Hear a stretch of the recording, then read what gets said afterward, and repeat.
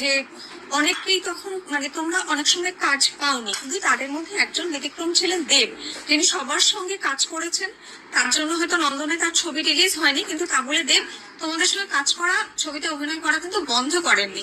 আজকে তোমরাও কি সেই সেই জায়গাটাই বজায় রাখবে দেবের সাথে? একদম এক্সেপশন,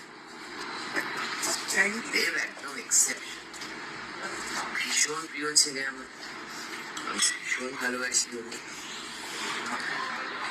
আমাদের সিনেমার মধ্যে যে এই যে ব্যাপারটা ছিল,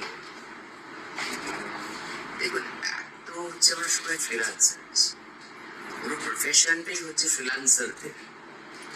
তো সেখানে দেব এটা একটা নিদর্শন হিসেবে প্রমাণ করেছে, এটা রাখতে চেয়েছে মানুষের কাছে, বারবার করেছে সবাই একত্রিত হন সিনেমার জন্য, এইভাবে ভাগবাটরা করবেন না। তো yes tried is in his own way.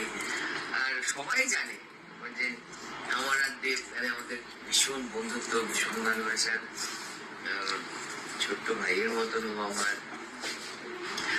একই রকম ভাবে আমার সাথে দেবদূতেরও একই রকম একটা সম্পর্ক। মানে আমার সঙ্গে আমার সমস্ত শিল্পীদের সম্পর্ক খুবই মানে ভাই বোনের মতন। আমার পুরোনো দিনের মানুষ তো আমি, তো সেই মজার জায়গাটা আমাদের মধ্যে আছে সবসময়ের জন্য, এখনো থাকবে।